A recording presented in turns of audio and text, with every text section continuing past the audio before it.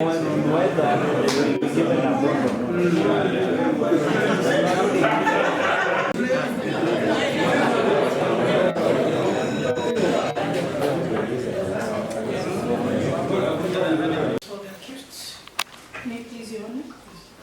Mwanasiasa.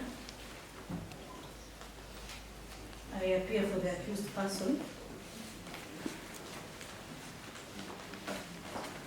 I act alongside my colleagues. Mr. Napoleon.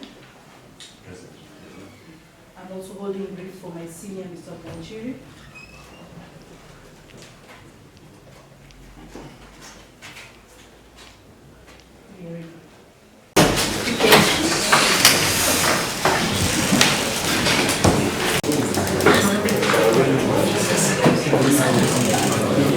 That application was opposed by the councils representing the accused persons.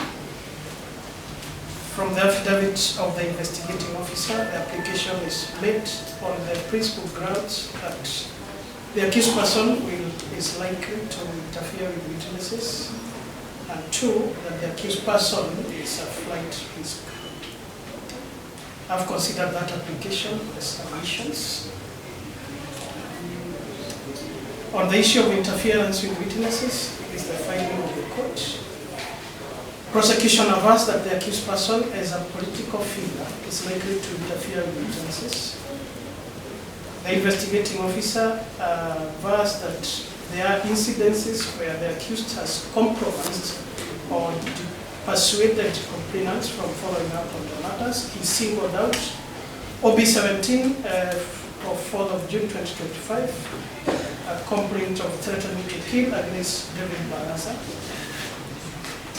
OB 25 of 24th of October 2025, offense of assault, the complainant being David Barasa. And OB 40 of 15th of November 2025, offense of grievous harm, the complainant Vincent Juma. As rightfully pointed out by counsels for the accused person, the alleged complainant did not swear an affidavit to prove that the accused person had compromised or dissuaded them from following up on their complaints. The prosecution did not tender any document, including the investigation diary, to prove that the alleged complainant had made any report of this. No witness statement was also tendered before this court. Further, copies of the extracts of the occurrence books were never attached to the investigating officer's affidavit. The investigating officer did not produce any evidence that the same complainants had reported that the accused person had approached them or had issued threats to them with the aim of compromising the same witnesses. The court in the case of Republic versus Joktan, Mayende, and others, that is a 2022 in Kenya law reports, don't need to quote what the court said. The prosecution did not place before this court evidence to prove the alleged interference. What is before the court is more mere allegation without proof. There is no evidence that the accused person has issued threats or made any improper approach towards the alleged witnesses. Again, in the case of Republic versus Droid Sagarai and others, it's a High Court criminal case number 61 of 2012 at Mulama. This is what the court said. Interference with prosecution witness is, in my view, a compelling reason not to admit an accused to bail. As such interference goes to the root of the trial and is an affront to the administration of justice. For the prosecution to succeed in persuading the court on this criteria, however, it must place material before the court which demonstrate actual or perceived interference. It must show the court, for example, that the threat or threats to witness, direct or indirect incriminating communication between the accused and the witnesses, close familial relationship between the accused and witness, among others. In this case, there is no evidence that the accused person has approached any of the potential witnesses. nor is there evidence that the accused has threatened any physical harm against any of those witnesses. The prosecution has not tendered evidence of any actual or perceived interference. It has been alleged also that the accused person, being a political figure, is likely to interfere with witnesses. There is no doubt that a person of the accused standing has the ability to influence potential witnesses. However, such allegations must go beyond assumptions. There must be cogent material evidence tendered before the court to prove that the accused person has used his position to induce witnesses not to testify. No evidence was also tendered that the alleged David Barasa or Vincent Juma had been unable to pursue their complaint due to the accused's interference. Lastly, the alleged complaints were made in 2025. This court was not informed of the status of the civil case and why the accused person had not been charged. On whether the accused person is a flight risk, the investigating officer told the court in paragraph 5 of the affidavit that the accused person had failed to honor summons to the DCI, and as such, he is a flight risk. Again, as rightly pointed out by counsels for the accused person, no summons were tendered before this court as proof that the accused person had ever been summoned by the DCI. The investigating officer told the court that the accused person had several homes. He also told this court that he knew where the accused person lived. There is no evidence, therefore, that the accused person has made efforts to conceal his presence. The record shows that the accused took himself to the police station when he was summoned.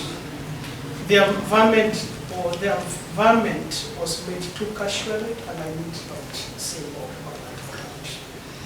It is therefore the finding of this court that the prosecution failed to tender compelling reasons to deny the accused person bond.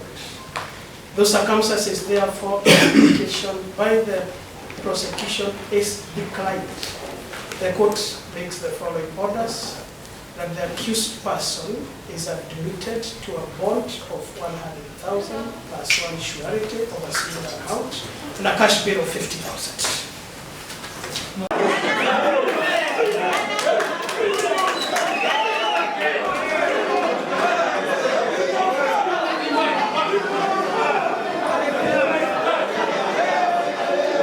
It's a pleasure to meet all of you again. My name is Winnie Maobe Muhwana. I'm an advocate of the High Court of Kenya, and I know that we have been following this case since yesterday, and today we are very happy. We have achieved a victory. The incoming aspiring MP, Kimilili, has been released on bond of 100,000 and an alternative of cash bail of 50,000. It's a very good reprieve for us as advocates, because we know that bond and bail is a constitutional right, and we know that someone should not be curtailed or denied freedom where there are no compelling reasons. So we are happy for that. Mheshimiwa has left. He's not in such a good medical condition, so we have asked that he be taken to hospital. Otherwise, he would have addressed you today. But we are prioritizing his medical state as at right now. So for those who followed the proceedings in court, the court agreed with us as defense counsel and found that there was no basis to deny the accused person bond. The court also found that there was no likelihood of him interfering with witnesses. And the application by the prosecution failed to meet the threshold, the legal threshold, and so Mheshimiwa has been released. We are hoping that he'll make a quick recovery so that he can go back to serving the people of Kimilili. Thank you. Naitwa Eric Nahorenya. Mimi ni moja mawakili ambao wamekuwa wana represent our brother Saddam Jr. alongside Senior Wanjiri and my sister Winnie. Jioni ya leo tunashukuru sana maana kwa ajili ya uamuzi wa mahakama. That as we said yesterday, this was a politically motivated case. We had requested the court to raise above any form of partisanship, any form of external interference, and resist the attempt to escort the prosecution to realize ulterior motive. We are happy that as we speak right now, our client has been admitted on a reasonable bail and bond. He can now enjoy his liberty. He can continue with his normal life as we wait to see the full life of the case that was filed here. But I want to announce, I want to give assurance to the members of the public that in the fullness of time, it will be very clear that the prosecution had no clear case, had no evidence against our client. So we want to really appreciate, like we indicated that we had a lot of confidence in the judicial system of this country. We are happy that finally the court has risen to the occasion and managed to give our client liberty so that he can be able to prepare adequately for his defense. Asante sana.